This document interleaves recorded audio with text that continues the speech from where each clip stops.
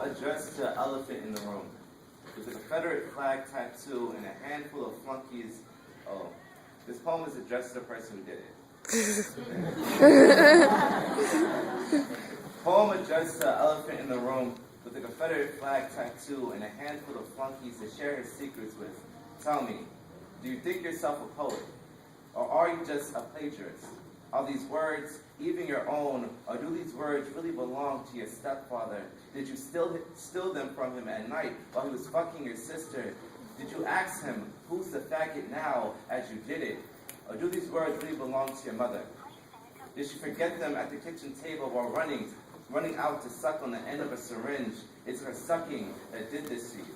Are you mad at her for being so flexible and legs so easily open? Did the battered child in you write this for you? Is he still that angry 14-year-old who hasn't hit puberty yet? Is he still pining over Rebecca, the ordinary brunette from his freshman homeroom that made habit of declining all of his advances? Or is it Larry, the homosexual band geek that refused to be a secret lover, his closet affair? Was Rebecca just a front? Did you want Larry the whole time? Did your stepfather ever notice and try to beat the fag out of you?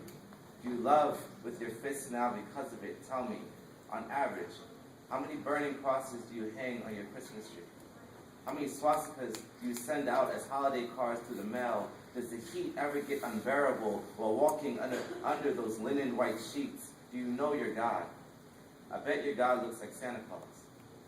A beer belly, long white beard, and a couple hundred slaves to order around. I bet your God burnt ants under magnifying glasses at the age of 18. I bet your God voted for Bush. I bet he was a fan of Don't Ask, Don't Tell and Proposition 8. I bet your God used to wear a white beater while he smacked around Mary. I bet your God went to rehab. Is now just trying to stop himself from turning his faucet water into wine. I bet your God looks just like you.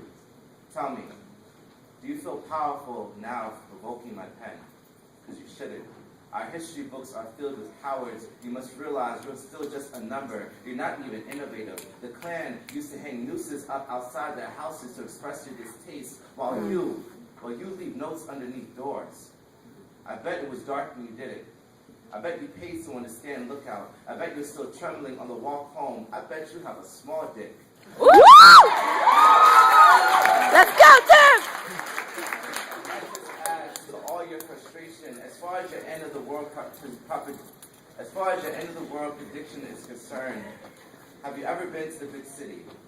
If you have, then you will notice that there are derelicts screaming about the rapture on just about every corner. Why don't you do yourself a favor? Get yourself a trench coat and an empty Dunkin' Donuts coffee cup in a corner that you could call your own. If you scream loud enough, you might be able to make some money off this blasphemy. There's a market for everything these days. Now, with all the jokes aside, if you ever read this and feel the burning desire to trace the ink back to my pen, you'll probably find me reading. However, do not allow this to discourage you. Smack the book out of my hand. Call me a nigger, a fag lover, whatever variation most pleasing to you, then patiently wait as I attempt to beat the hate out of you.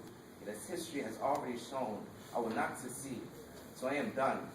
And the blood from your mouth and nose has begun to leave the taste of metal around your teeth. Offer the policemen the exact names you have given me, and watch as they laugh in your face.